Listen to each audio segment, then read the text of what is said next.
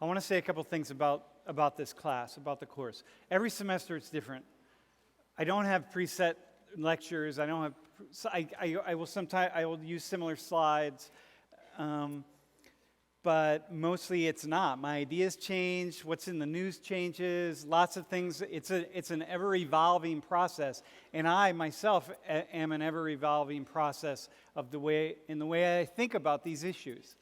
And that's what we want. That's the way it should be. There's no body of knowledge that you should have regarding issues related to race and ethnic relations. It's just, there's so much. We could teach this course 24/7 your entire college career, and we still wouldn't hit all of the issues, okay? That said, the class is always changing. A year and a half ago, I started the semester with 4 straight classes on Asia, Asians, and Asian Americans. That's what happened. It just kept going. And 3 years ago, I did 3 classes near the very beginning on Latinos and Hispanics. And it just is, I never know where it's going to go. Sometimes I just get my teeth sunk into an idea, and then we just stay there. So we've been touching a lot on international issues. There are many things that we're going to talk about regarding the United States. So we'll be circling back around, lots of issues, lots of groups. So what you want is for me to be excited about something, because if I'm excited about something, then it's more likely you'll get excited about whatever it is that I'm trying to say. So I do want to say something about last class, and would be as follows. First off, so we're talking about, we spent a couple days talking about Islam, and we're actually going to continue. I'm not Muslim. I made the comment that I accidentally converted to Islam, and I did.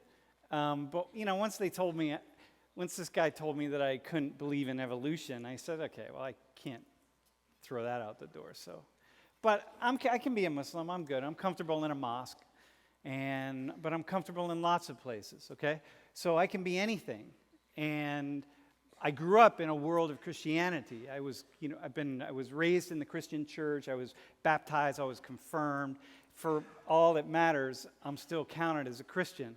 And that's fine. I'm good enough being a Christian. And I'm fine being an atheist. It really doesn't matter to me. So understand that one of the reasons I'm hitting Islam a lot and Muslims a lot is because there is a lot of Islamophobia. There's a lot of fear. There's a lot of distortion in the way that people see things. And I'm trying to turn things around so that, we see the lens from a different perspective. And my purpose in that last class in talking about Christian Sharia, it's a very simple juxtaposition. I hear so many people talking about Muslims killing each other and Muslims starting war and radical Muslims and Muslims, right? But I don't hear people talking about Christians killing each other and Christians killing other people and radical Christians. I don't hear that, and I don't hear it because I'm living in a Christian land and we don't see it that way. Like, it's easy to see the people over there in a certain way, but it's more difficult to see it in our own world. So, but if you look at Muslims and you look at Christians and you see that, wow, essentially they really act in the same way in the world, then it means that I can never talk about Muslims killing each other and Muslims terrorists and Muslims without also thinking about, wait a minute, hang on, but do Christians do the same thing? And if so, why don't I ever say Christian this, that, or the other thing? You know what I mean? And so it's not an attack on Christians at all. It's an opportunity to see, wow, I can step into the shoes of somebody on the other side of the world who's looking back on the United States, which is fundamentally, a Christian nation in the sense that it's the largest denomination of believers or body of believers. So you look back on the United States, and they could see me and my people and my country in the same way that I see them. And, if you get that, it's really pretty mind-blowing. Because what it means is you've now taken yourself out of your own shoes and you've stepped into the shoes of somebody else. And when you see the world through the eyes of somebody else, you see the world in a more complex way. And that's what this class is about. That's what I'm trying to do. It's a whole class on empathy. It's a whole semester experience in empathy, where you get out of your own shoes and you go into the shoes of someone else and you just see the world through their eyes. And that's what intellectual development is. You know what I mean? Like, we're here to grow intellectually, so why would I want to close down to that? So I know that I talked to a couple of people, and I know there were a few Christians who were saying, listen, like the KKK and all those guys, but they're not Christians. Well, then neither are all the Muslims who are committing the violence. And so how often do you say to other people, hang on, ISIS, the Muslims they're talking about on MSNBC and Fox News and all the other things, actually those aren't Muslims. Those are not Muslims. They're people who call themselves Muslims, but they're not Muslims. Just like the Christians who call themselves Christians, but they're not Christians. That's easy to say, because in this society, it's really easy to see that. Like, oh, come on, you can't be a KKK and be calling for war and killing people or whatever. I don't know. I mean, that's not, whatever you call for, and still call yourself a Christian. You just can't. Well, you can't if you're a Muslim. And so what I'm trying to get you to do is, wait a minute, be fair. If you want people to see you in a certain way, you have to see them in the same way. It's just kind of basic. It's really an kind of an intellectual challenge. That's all that class was about. So I'm not going to argue whether who is and who isn't a Christian or a Muslim or anything of that sort. Like, I'm not doing that. I don't care. It's irrelevant. But my tolerance level is really getting challenged of people in this land generalizing about Muslims and making statements about Muslims being violent and Muslims being this and Muslims being that, when in fact I can make the same statements about Christians. My tolerance level is not, it's really being challenged. And so I'm offering you that opportunity to see that. It's a cool idea. It's an awesome idea. Are we good? Does anybody have a question? Or does anybody have maybe a challenge or just something before we go? Because we have a very cool class. Are we good? If you do, see me after class. We'll talk about it, okay? However, today we've got, okay, I gave you that. Let's go to the next thing. So here's the title of today's class. Love, Tragedy, Liberation, Greed. This is actually a live experiment in empathy.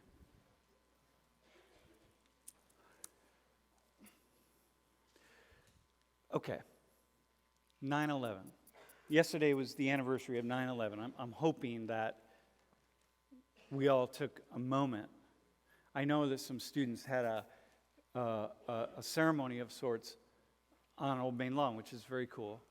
And I'm hoping that we all took a couple moments. Because this is big. The world shifted a little bit on this day, 16 years ago. And what happened in particular is that we geared up for war. And we went to war. And that's when we entered the war zone of Afghanistan. And then later we entered the war zone of Iraq. And this is big.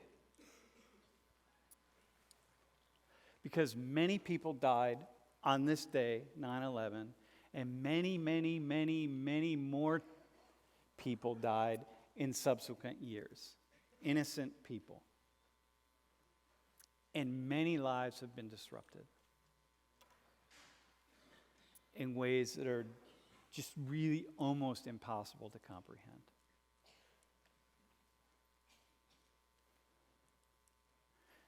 So, next slide. You have this distinction you need to make with the military. On one hand, military as protection. And on the other hand, military as an instrument of the state. And the state exists to reproduce the state, to strengthen the state. I mean the nation. To make nations powerful and to ensure that people in a nation have as much as they think they want or as much as they think they need.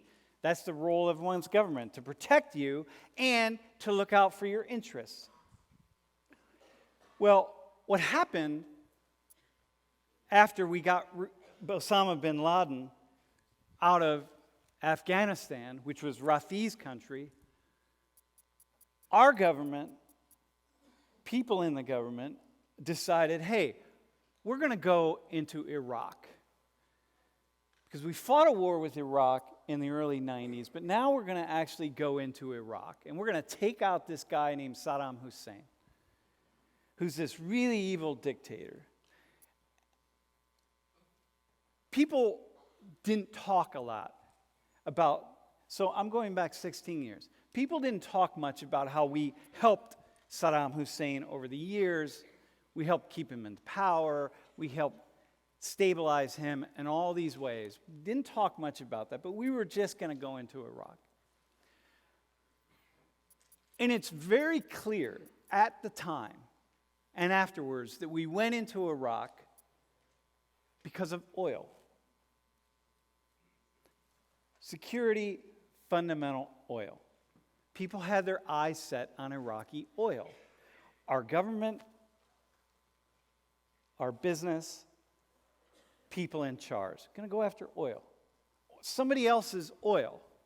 But we were going to go after it. And we're going to throw out Saddam Hussein. We're going to put a new government in power who will work with us, and then we will have access to the oil. It has since come out very clearly that those were primary motivations for going into Iraq. To get somebody else's oil. Okay? That's not even a radical idea anymore. But it's theirs. Yeah. That's not even a radical idea. It's just it's common knowledge at this point. So imagine if somebody came to war here because they wanted to get our coal or our natural gas. We'd be kind of upset about that. So here we have in Iraq. So next slide. So I gave a talk in 2010. And the talk was called A Radical Experiment in Empathy. And I talked about the Iraq War from the perspective of an average middle-class Iraqi, Arab Muslim living in Iraq, average middle class. Not anyone with extreme ideas, not anyone, mostly people are just living their lives and primarily disengaged from politics, just like most Americans. And I walked people through how they would see and did see the Iraq War. Us invading Iraq, overthrowing Saddam Hussein, causing just a ton of just disruption and oh my gosh, and ultimately wanting the oil. And that being really clear. And how Iraqis would see that. And I walked people through. And the talk went viral immediately in the Middle East. I started hearing back from lots of folks. It's since been viewed by, quite a number, a lot of people. And I heard back from one person in particular, lots of people, all over. It's particularly in the Middle East. And I heard back from one gentleman from Iraq. Next slide. Yeah. And his name was Basim. And Basim said, listen, I don't know what you've heard about this talk, but I want to tell you, just as an average Iraqi, middle-class Iraqi, who doesn't really care about politics, who just doesn't care, my friends, my family, you are right on. Everything you said in that talk is right on the money. You walk people through the way you walked Americans through just to show them how we feel, what we're thinking, our experiments, putting them in our shoes. Just people, just trying to live our lives, okay? So Basim and I established a friendship. We went back and forth. We video conferenced a fair amount. He would Skype into my classes. At the time, I was teaching an intro to sociology course. I was teaching about a section on war, 5 weeks on war. I would have him video conference in and talk to my students. What's it like? Here you are. You're in Iraq. The war's going on. He lived in Mosul, and Mosul, for the most part, was escaped a lot of the worst damages at the time from the war, and it was really, really nice. He talked in this class a number of times. And then, let me give you, go ahead, next slide. I'm going to run through these. And let me give you a little bit. Basim lived in the United States for a couple of years. He did his master's degree in Michigan. And this is his wife, Mayara. This is him in Michigan. Look at look at the glasses from the 70s. You probably have, some of your parents or grandparents have glasses like that. I used to have glasses like that. So there they are, college students. It looks like pizza on the floor, just hanging out, right? So this is an old photo. Next slide. There he is at graduation. Look at, here's his cousin. Here's Mayada. Look at, she's beautiful. Look at him. He's not as handsome. Clearly he did well by convincing her to marry him. Just kidding, Basim. All right, next slide. Here he is with some American friends. Really enjoyed the U.S. Just really got a lot out of being in the U.S. Next slide. Here they are again. Here he is with some American friends. Next slide. Here's his house in Iraq. So he's middle class family, and this is a big family home, so a lot of people can live here. Beautiful house, right? Next slide. Here's his brother's house. Nice. Next slide. Here's the university, at the entrance of the University of Mosul. Look. Here's a shopping mall in Mosul. You see, it's life, just the life, average. See, this is the point, was the point of my talk. Iraqis just living life. If we want to convince ourselves that these people have always been at war and they're always fighting and they're always this and always that, well, then it makes it a lot easier to just send our military over there and conquer them and take their oil. But if we see them as being just like us, then we meet people like Basim and we look at that shopping mall, and that looks like a shopping mall that I've been in many times in the United States and many countries of the world. Then it's a little different. Here's downtown Mosul, beautiful city. So that's where he's from. That's where his family's lived for many, many years. Beautiful, just life. Okay? So, here's the story. 2 years ago,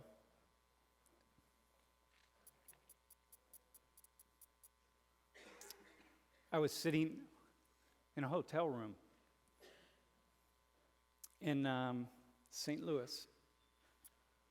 And I just returned from Qatar, actually. So I was in jet lag mode, and it was 3 a.m, and I woke up, and I heard buzzing on my phone, and I pulled up Facebook, and there scrolled through, and there was a post, and it was in Arabic. It was from Basim. And I knew immediately something was wrong. And I didn't know, I couldn't tell what it was, but there were a lot of emojis with sad faces and tears, and a couple people responded in English enough that I started copying text out in Arabic and putting it into Google Translate and translating, and I realized, oh my God, something is wrong.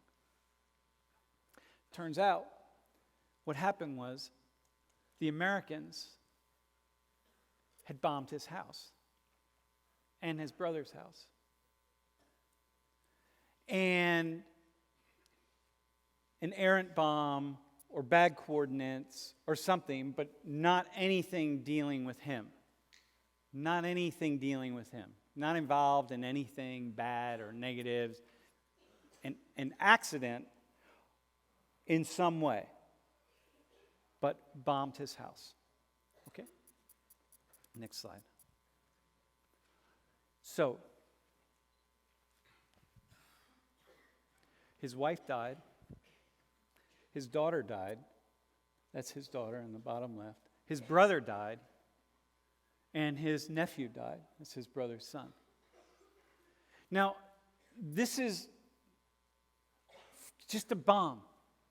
Didn't even make the American newspaper, not even on page 17 or 18 or 26 of the New York Times or somewhere. Nothing. Irrelevant. But for me, It's not just a bomb. Next slide. So this is what Basim typed to me in Facebook that morning at 3 in the morning. He said, Sam, this photo of Toka was taken in our kitchen the night before they killed her. They, my government. Okay? And my mayada is gone. My light is no more. Look.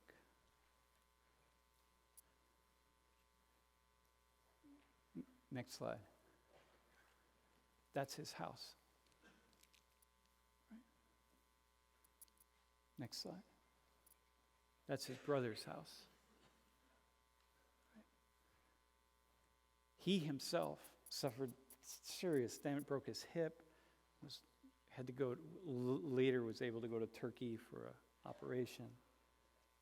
Next slide.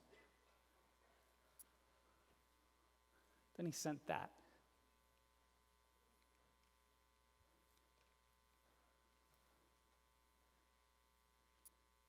Now, here's what I want to ask you. How would you be if a foreign government came to your land in search of your resource and your life was destroyed and your light was no more? How would you be? How would you think? What would you feel? How would you engage with those people? How would that be for you? Your beautiful spouse, gone.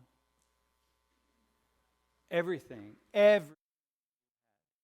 your photos, your videos, everything destroyed. How would you be? So,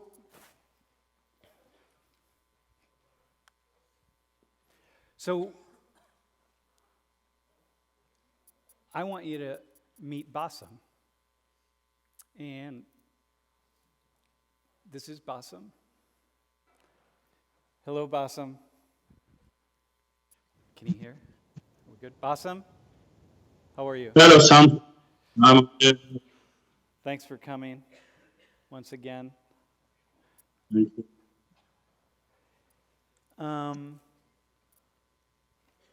I want you to have an opportunity to speak with Basim and ask him questions. Ask him how he is. How is it for him? What does he see? What does he feel? What does he think? Because we rarely have an opportunity to engage people in other lands, in other places, and ask them, how is it for you? So we have this amazingly unique opportunity. And Basim, as always, I'm really grateful for you to come visit once again. Thank you, Sam. I'm happy to be with you. I understand. You know, did you hear the joke I made about your wife being so beautiful compared to you? But you're looking very handsome, actually, very dapper. Yeah. So listen, Basim, I was thinking that, can you first off tell me about how things are in Mosul? Yeah, I mean, Basim is in Erbil now, so you're outside of Mosul. But tell me what's happening. Well, 2014, June, ISIS entered Mosul.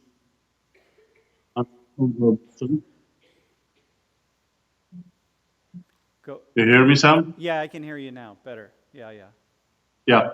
In June of 2014, ISIS entered Mosul, and they took over Mosul and started converting Mosul into fanaticism Islam. And then June, September of the same year, my house was bombed, and I left Mosul to Turkey, and then stayed in Turkey for my operation for 4 months, then back to Baghdad. And I've been in Erbil for about 1 year. I went to Mosul 3 times in the last 2 months. The city has been destroyed after the war on ISIS, especially the old city. I don't think it will be habitable for at least a year. And this is a good estimate, a very close estimate. The left side of Mosul, which is the newer part, is getting better. But there are 5 bridges in Mosul. All 5 bridges have been bombed. Now they are putting some which is very difficult to cross across the river. But I went back. I want to see what happened. We have a building, 4-story building in the old city. It has been bombed. My house, as you mentioned, was bombed. My brother's house was bombed. We lost 2 cars, was damaged. So this war on ISIS took toll on every person in Mosul, whether being loss of life, loss of property, loss of income. So this war on ISIS has devastated Mosul. I have been planning to go back to Mosul, but every time I go back, I find it difficult for me to go back and live right now. But I expect to be back within 4 months. I think things should be better within 4 months. You know, Basim, one of the things that I think many Americans, certainly of the generation of most people in this room, I think we don't make the connection between the war that we started and all of the events that have taken place over the past 16 years. And I remember, you years ago, probably in 2007, when you spoke in one of my classes, that you said the Americans came in and they broke a system. You all broke a society, and Yes. you have to fix it somehow. And I look at this today. I look at these. I have an image of Mosul up that you sent to me, and I think I sent you 2 photos of the devastation in Mosul.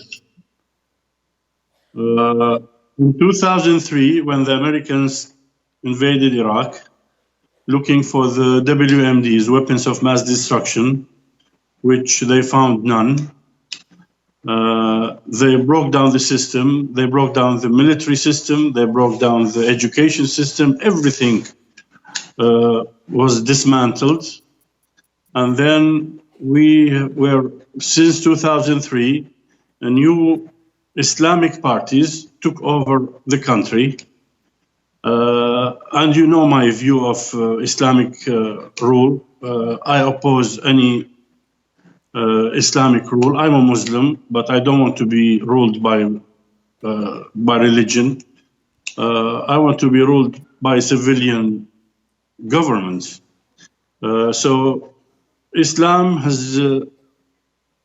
fanaticism has grown in Iraq. Like I've told you before, I have so many Christian friends. I lost all of them because they had to leave Mosul now. Yesterday, I was at the shopping mall and I met a fellow engineer, and we sat down for a cup of coffee, and he said, "What am I going to do?" I said, "Why? What's the problem?" He said, "I'm Christian. I want to go back to Mosul. I want to go back and work in Mosul, but I cannot go back anymore." I said, "Why? Is it fear for your life?" He said, "No. All my family, all my friends have left Iraq, and how can I go back and live? And I don't want to stay in Erbil, and I don't want to migrate." He said, "What am I going to do?" I said, "I really feel sorry for you. I really don't know what to tell you, because I myself, I'm living now in Erbil. I have half of my friends here in Erbil, half of them back in Mosul. My nephew is in Baghdad. We have been shattered. On the way to Mosul, there are about 4 or 5 refugee camps, and they are full of refugees, refugees like Christians and Muslims. Most of the Christians, they came here to Erbil. There's a small city, it's called Ainkawa. They live there. Now they're going back. So this war has not only affected Christians, it has affected Muslims together. And then we had another problem that arises after 2003, which is Shia and Sunnah, which we did not have before. This is a very, very big problem, sectarian. Now, Mosul mostly Sunnis. Baghdad is mostly Shia. South of Iraq is mostly Shia, and it's it's I don't know. It's a strange situation now. You know, I think what you're saying now, one of the things that I notice among students, and I've noticed it for many years, and it was true when I was a student, it's very hard to study history because we don't see the relevance of history today. You know, what you're saying and what I've seen and what we both know is that just the 16 years of history, what happened 16 years ago with the decision to invade Iraq was led directly to the consequences that you're talking about today. And I think that this is the responsibility that we feel. And when I think about you and when I think about your family, I think this is my people, my government. These are decisions that we made. Let me Basim, let me ask some of my students if they have some questions for you. Or let me ask you, who has some questions? And you can just ask, come down. Whoever has a question, just come down to the front, and we will. Who else? We're going to need a bunch of people. So just come and line up. Maybe you can just sit on the desk over here till it's your turn. So here, you can sit right here. And Basim, can you hear this mic? Yep. Okay, so you want to look into, you can hold that. Look into this camera here. You can see yourself right there. And he's in that camera. He's not up there. Say your name. Hi, I'm Stacy. Number one, thank you so much for speaking with us. But I really want to know how you're not angrier. I would be really angry. And how do you live every day knowing and not being just angry all the time at what our Thank you. government's done? Sam, remember the last talk we had? This was the same question that was asked, the first question. Remember the last talk? Yeah. I'll tell you what. I told the girl, she asked me 1 year ago, she asked me the same question, and I told her this, what I'm going to tell you now. For the first few months, I was numb. I did not know what had happened to me. And then I was angry for a few months. And then I felt that anger will just eat me from the inside. And it was hurting me more than it was benefiting me. I've told Sam before, I have lived in the United States for 8 years. I had friends who were Americans. They were very helpful to me. They took me inside their house. We spent our vacations together. I have no problem with any American because all I saw from you guys and from my friends was a good person. The problem is with the governments. So I don't hate you. I'm a Muslim. My religion tells me to forgive. And I always use my religion to guide me through my life. That's why I'm not angry at you or any American. Thank you. How you doing, Basim? I wanted to first thank you for allowing us to share your story and everything. I wanted to know how the United States government, how they responded to the damage that they have caused you and your family. When I was in Turkey, I was contacted by the American consulate here in Baghdad. And when I came to Baghdad, I contacted them. And they expressed their sorrow for what happened, and they were sorry. They said that the bombing was done by mistake. But they offered some payment. It's called Salacia payment. And I will tell you how much it was. Very, very small amount. I cannot tell you how much it is, but it's a ridiculous amount because we have a still case against the army, U.S. Army. But I refused the compensation that they gave me, and they said this is the most they can do. So we are still on ongoing process with the American Army. So Basim, once again, for the death of your wife and daughter, the Americans offered $2,000? Is that right? They offered 15,000. They offered 15,000 for both. Yeah. Yeah. Thank you. Yeah. Go ahead. Right in here. Hi. Say your name. My name is Ethan, and my question for you is, when you think about the United States political leaders since they came into the Iraq War, George Bush, Obama, and now Trump, is there a difference between them for you and the Iraqi people? Or is it all the same? Is it just all the same with Americans? It's all the same. Nothing has changed. Nothing has changed. Still the same policy. Every president, new president, they will come and promise that he will. The problem now we have in Iraq is the corruption. Every administration promises that it will do something about the corruption, and nothing is being done. And the revenues of the oil that we're supposed to benefit goes into the pockets of the politician, and the regular person cannot get anything. No education, no health benefits. Salaries, it went up from the Saddam regime period, but now they're talking about reducing wages, reducing the pensions. So nothing has changed over since 2003. Thank you. You're welcome. Wait, hang- Assalamu alaikum. Assalamu alaikum, Basim. Thank you for speaking with our class. I know that you've been through a lot these past few years. And my question is just a very simple one. I was just wondering, how are you doing? Like, that's it. Just how are you doing today?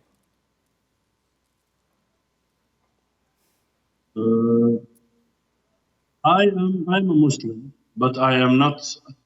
This accident drew me near to God. I did not pray 5 times a day before this accident. I started praying. I don't know.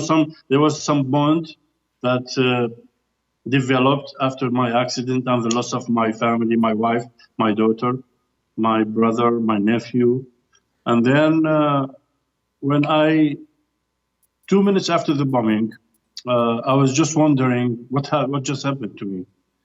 And then my hip was broken, my foot was broken, my back was injured, I was bleeding.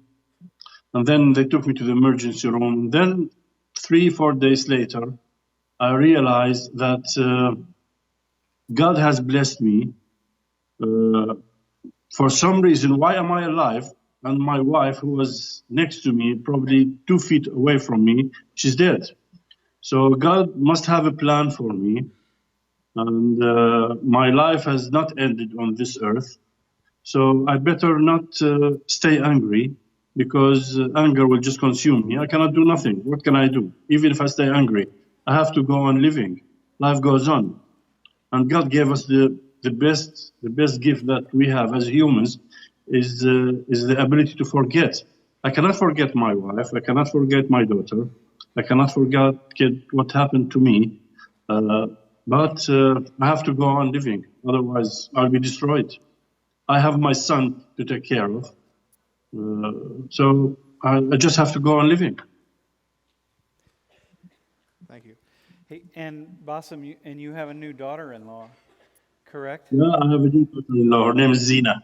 Zena, do you have a photo of them? Can we see a photo? I will send you some.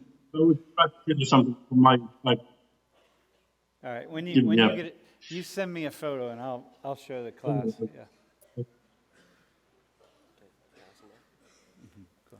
Okay. Hi, Basim. My name is Muhammad, and I had a question regarding the recent liberation in Mosul and maybe the slight stability in Iraq now. Do you have hope that someday Iraq will be the same as the Iraq that it was before, or so? Do you have hope for the youth or for the future?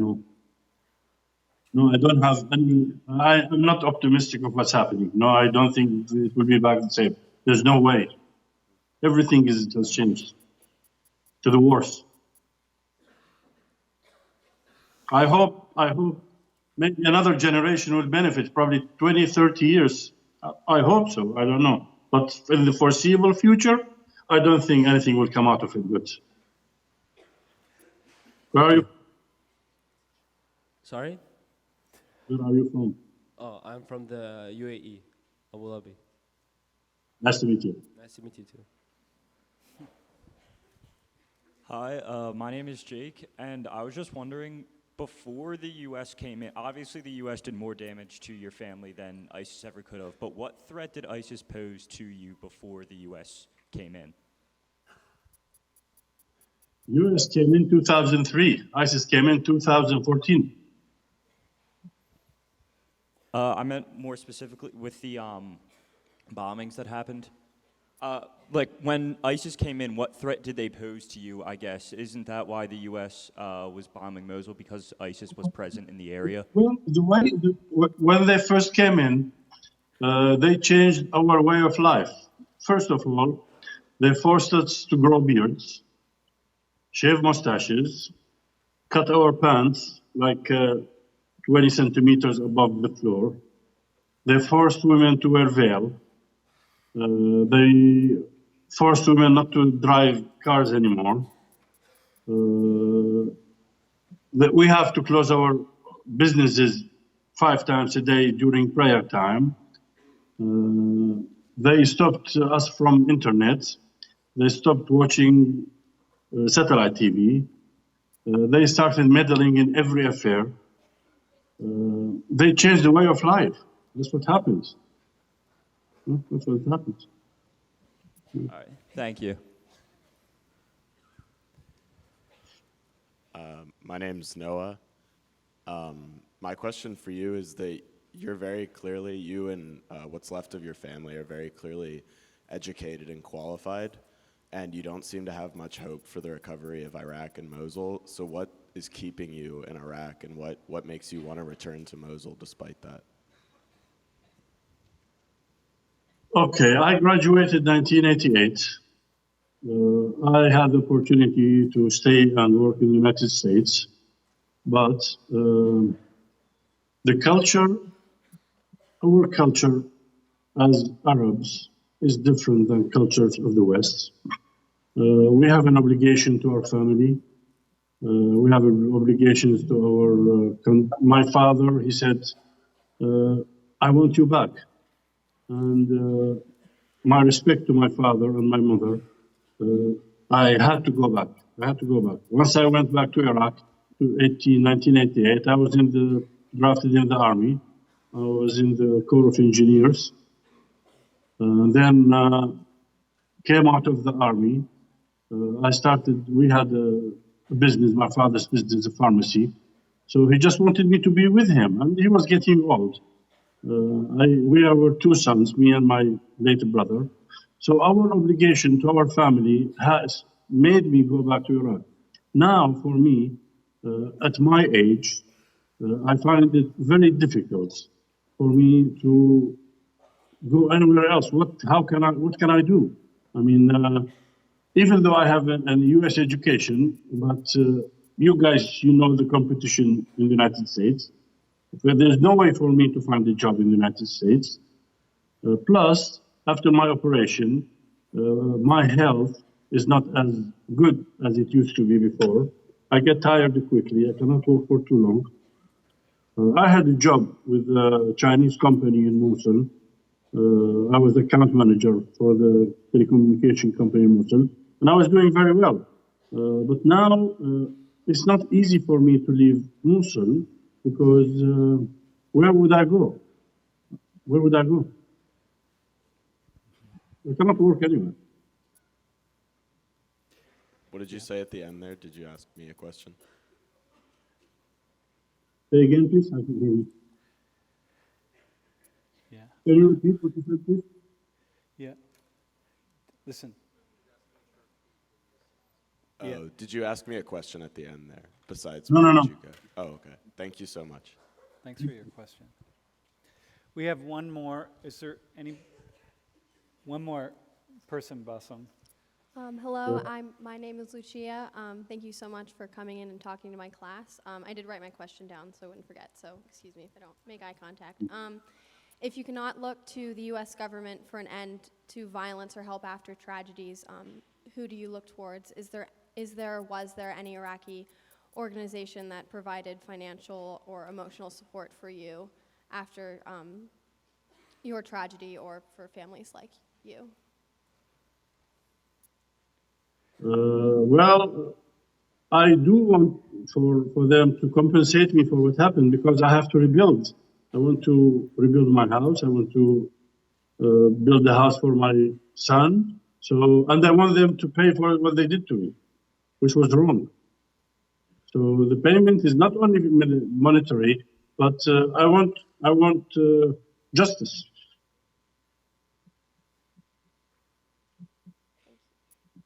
Thank you. Well, Hey, Basim, we're gonna Yeah. let's cut off and then reconnect with you, and we'll get a better connection. And then I have a couple final questions for you from me. Okay, so we'll bring you right back in. Thanks.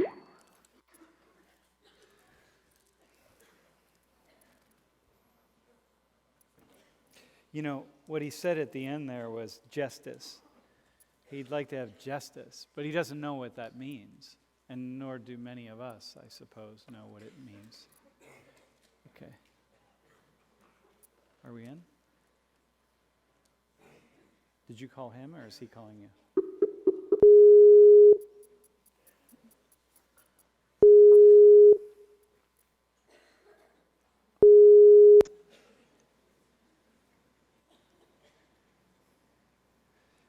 Okay, Basim.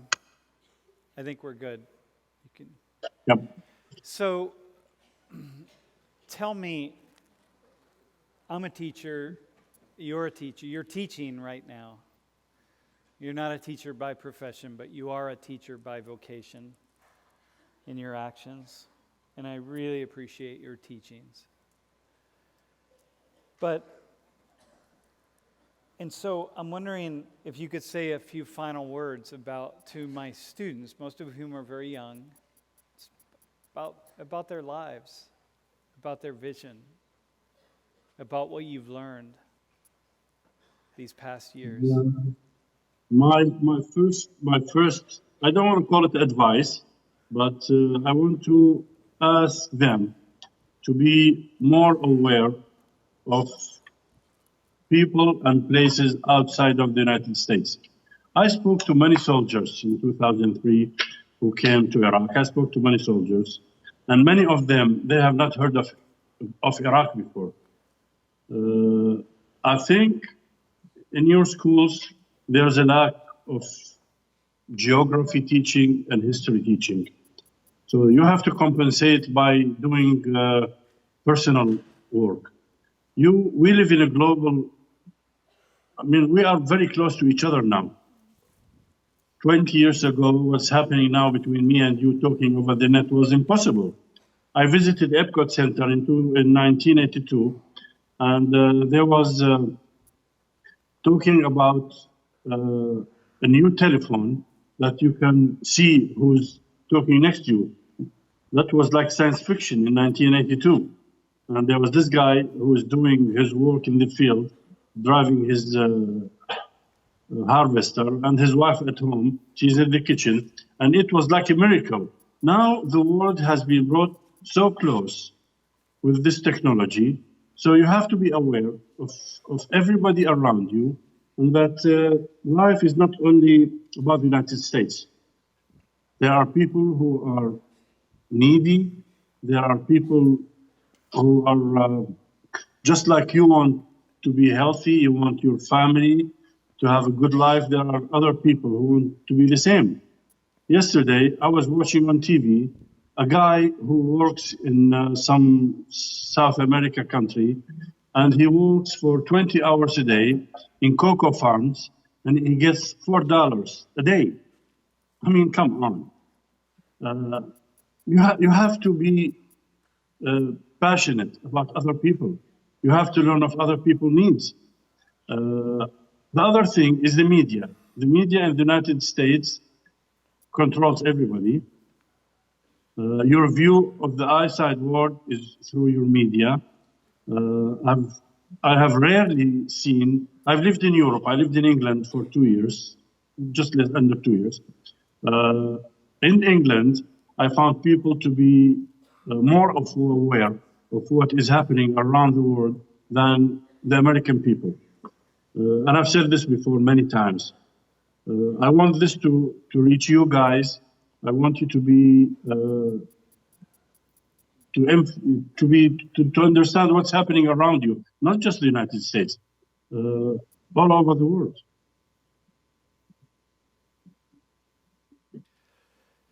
Yeah, thank you. Thank you.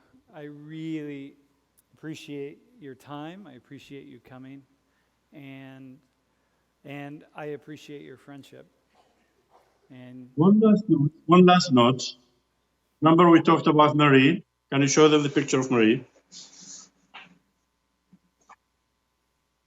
hang on once. Can you say, well, hang on. Let me show the photo first. I met this girl like 1979. And, she came with me to the United States. And then because of our religious and cultural intolerance, my parents refused. We were going to get married, but because of this intolerance, we broke up. And she went back to England, and we separated after like being 2 years being together. And then by chance, about a month and a half or two, I found her on Facebook. And that's what I'm talking about, technology. After 40 years, I found her again. We are now chatting. She's been married and divorced, and she has 2 beautiful kids. And that's why I tell you, the world is so small a place to be. So just reach out to everybody. Yeah. And yeah.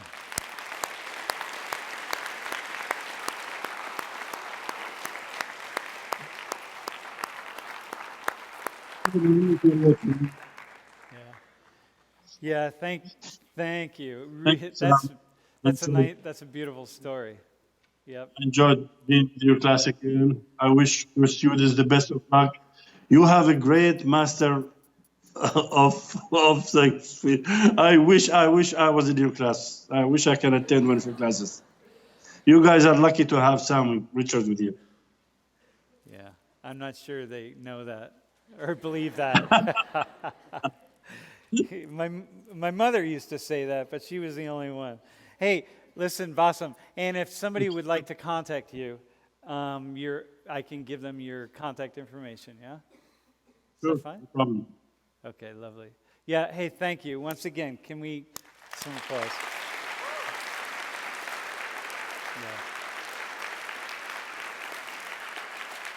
Yeah.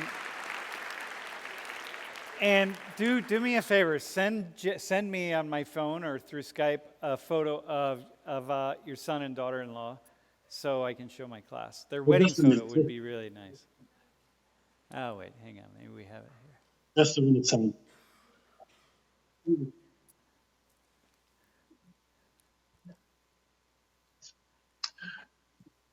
This is my son, Yahya. Can you see him?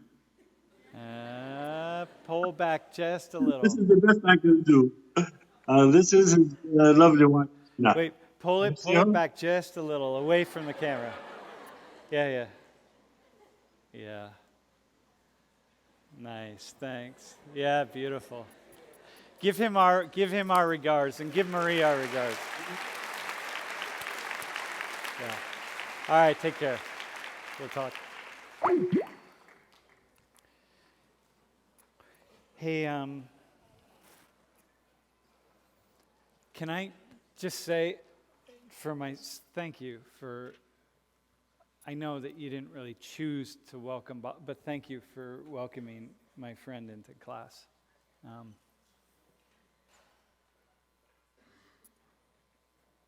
It's big. It's big.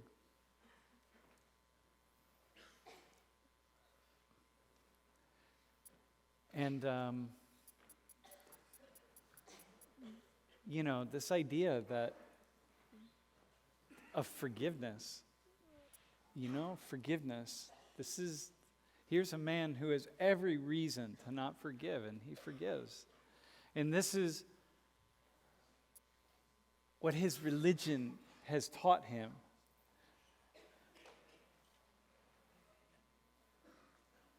And that's important. It's really important. Because it's only by seeing our similarities do we begin to come together. We're all connected, y'all. We are all connected. So why don't we just open the class up a little bit for some conversation? I have a microphone. Maybe Jill, are you here? Can you take a mic around? Can somebody? Or Jeff, why don't you stay up at the screen in case we need it?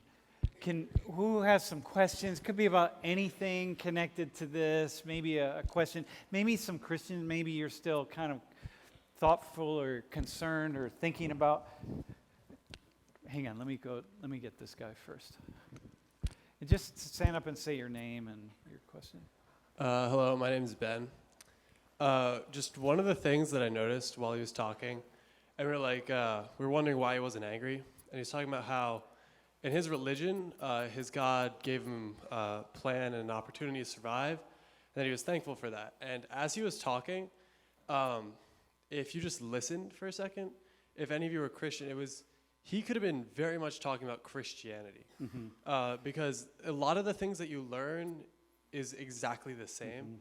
So just in that moment, it was kind of interesting to see that we fight these wars over these two religions, Christianity, Muslim, all this stuff, when they're essentially the same thing. And it was just crazy to see that right there. This man lived through terrible things, and people whose families have been murdered and have learned to forgive because of Christianity say the exact same thing that he did. So it's just why do we need to fight over all this religion when we just need to learn to forgive each other? And that's just what I took away from that. Learn to connect. Yeah. Hang on one second. So my name is Jamil. You guys might be familiar with me before, but there's a lot of things going around in my head. But basically what he said earlier struck a lot of chords with me, because I pretty much I'm much luckier than a lot of people, but to a certain extent, I'm going through what he is going. And some of you might have seen my post on Twitter. I try to comment on what happened as my house was actually bombed in Syria too. I mean, I didn't live there too much, and I wasn't as exposed to the dangers happening there, but I don't know. There's a lot of things going on, so if there's any questions of any particular detail, I'd love to answer anything. And what's your name again? Jamil. Jamil. And so for you, it's very similar, right? What's happening in Syria, what is happening, is a direct consequence of this decision to go into Iraq. It's like a domino effect. One after another. So your experiencing, you here, is because of those same decisions that led to Basim. I would like to clarify though, at least in my personal experience, and not everyone might agree with me, but I feel strongly to say that who I blame is, some of you might be surprised, it was not ISIS, but I'm not saying anything pro them, but the attacker in my position is the Syrian regime and the Russian regime, and by far, you can list anything that happened to my family. Again, I repeat, I'm much more privileged than a lot of people I know there, so but I can still speak about it. But so far I see a lot of people thinking that what's happening in Syria is exclusively ISIS. Yeah. I'm not going to go into the politics of it now, but it's both, and it's very complex. But it's consequence of this militarized world that we're creating and using to try to solve problems. I think there's a situation happening where the government really wants to be the lesser of two evils. Yeah. But that doesn't work out for me. Yeah. No, I appreciate it. Yeah, thanks.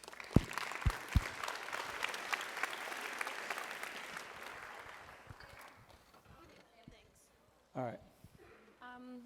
I actually have a question that like maybe you'll be able to answer for me. I'm not Speak sure. closer to the mic. Okay.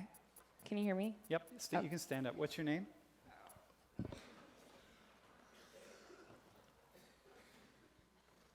So I'm not really like into politics, I guess. So I'm not really sure. But what is really the goal for ISIS?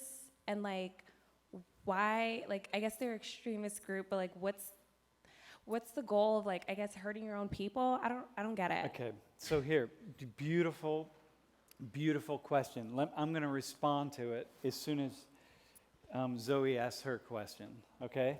So, Hi, I'm Zoe again, and I was noticing a lot when he was saying, or when he was talking about forgiveness and his religion and how they correlate.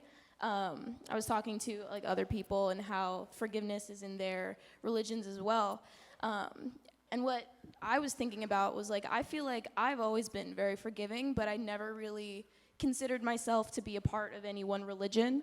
So what I was thinking was, is forgiveness just a part of psychology? Or is it just something that's rooted in religion? Or is it just something that's like a moral standpoint that every human seems to have the capacity to understand? you know, so my take on it, if I could be a sociologist for a minute, is that human beings have a natural capacity to keep going, a desire, a drive, just like Basim. His drive is to keep going. So what do? He could just lay in bed forever, but eventually he's going to keep going, and that's a natural drive. Because you're alive. You're right? alive. You're going to go. You can't not just live. So forgiveness is a psychological state of mind that goes along with that drive. It just helps to support it, to say, well, I'm going to accept. Forgiveness is just a different variation on accept. Yeah. And then looking out toward other people and saying, well, I can just hate, but eventually that darkness really starts to eat at you, and then you don't want to hate. And when you hate less, we call that forgiveness. Yeah. Everybody but it's really does just it. acceptance. It's just acceptance. And kind of like awareness at the Yep. same time. And it helps when you know people, right? So it's like when you know, like he knows Americans, it's a lot easier for him than to look over here and say, wait a minute, hang on, all Americans aren't like that. Just like I know so many Syrians, and I have a very different perspective on what's going on in Syria than most people who don't know any Syrians, like, or whatever it is, right? Mm-hmm. And the same is true in U.S. race relations, as we'll do next class. We'll talk about, yeah. Listen, I'm going to give a quick response to look, what happened was, ISIS is not a person, right? Just like if you think about Christians, nobody, we say, hey, Christians in the world, but nobody links the Americans together with Mexican Christians, because Mexico is a Christian nation. All of South America is essentially a Christian nation. Western Europe, we can go all in many, many different places of the world, but nobody says, hey, your people, right? So, like, why would we hurt our people? We have Mexicans. Why are we building walls with Mexicans? These are our people. No, they're not. It's different. ISIS, people who support ISIS, are just random people from all over. Mostly disenfranchised men who have been shut out of life in so many different ways. Some educated, more educated, but the vast majority illiterate, unemployed, poor, with zero life prospects ahead of them. And it doesn't take much to radicalize somebody who really has nothing going for them. And mostly that's exactly what ISIS is. And so they're not hurting their own people. They're just people coming together who have now been socialized into a place of hate. And it's not that difficult. Look at Charlottesville. Look at people showing up at Charlottesville and hating. Like, why are you hating with your torches and stuff? Who are you hating? Like, why so much? It doesn't take much. But most of those people showing up in Charlottesville, they're disenfranchised, and they're not people from the mainstream. So it's not that difficult to get people to hate.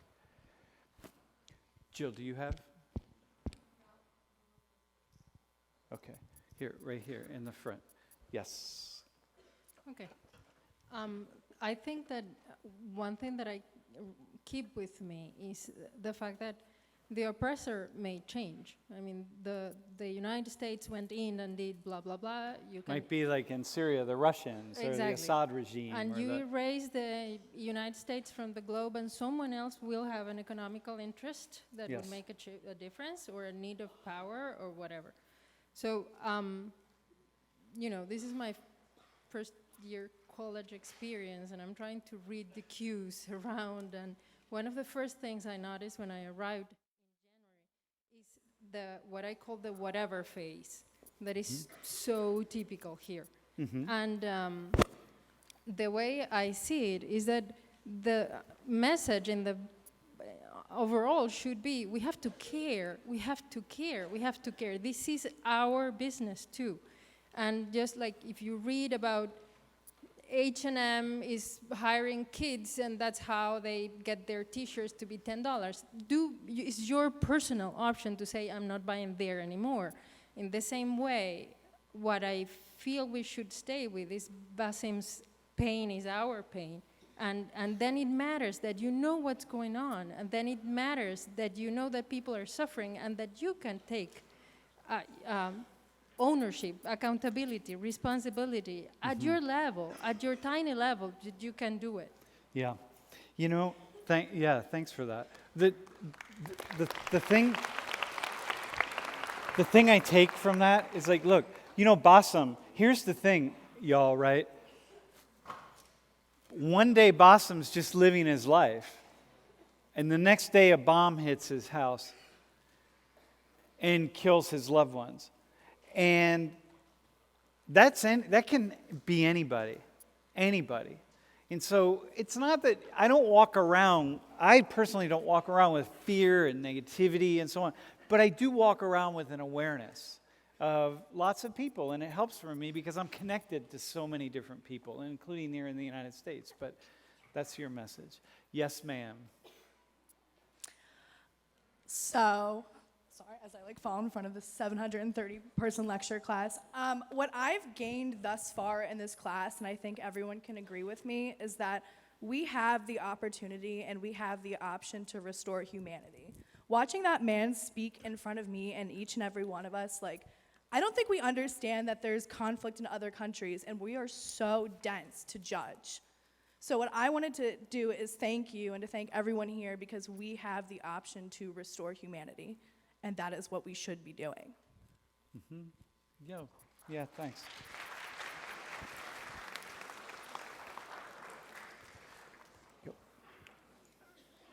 Yeah, bro. Great. Yeah, I'm kind of over the whole America bashing thing. I mean, if we can go back in history, we can see this has been done hundreds of different times by different cultures all over the world. This isn't the first time. America's not the first injustice. We could talk about colonization, and we could pay attention to something I'm very passionate about, which is Asian oppression. For example, when the British came over to India during, 1853, and started the Raj, that was for sort of the same thing we're doing right now. They said, the Japanese, or the Japanese, Koreans, and the Chinese. There you go, man. Yeah, and I feel like we should be just, instead of just hating on one country, we should hate on all of us, because it's really great to talk about things like forgiveness and compassion, what we should be doing, but let's focus on what we really are doing, and the evils that have been done in the world, not just by America, but everyone, because man is not just this good, happy, positive notion of sunshine. We have a lot of evil that we could be doing, but it comes from when we choose not to be doing that. But we can only choose not to be evil when we compare instances in the past which we've done these actions before. Dude. All right. Yeah. By the way, let me just say something really fast. I don't bash the U.S., right? So now I'm a student of history. So we can talk about the Chinese, the Japanese, we can talk Syria, we can talk Nigeria, we can talk right now the Indonesians and Burma, and oh my gosh, we could go wherever you want to go. It doesn't really matter. This isn't just about the United States. Yes, sir. Hello, I'm Gavin. There's a philosophical debate. It was popularized by Steven Singer, and he said it's called effective altruism, and it's essentially that there's a kid drowning in a lake in front of you, and you have the moral responsibility to go save that person in the lake, the child in the lake. His debate is whether the lake is metaphorically stretched across like whatever and Yeah. across the entire planet, Yep. and then that lake is shortened, so the moral responsibility is still there.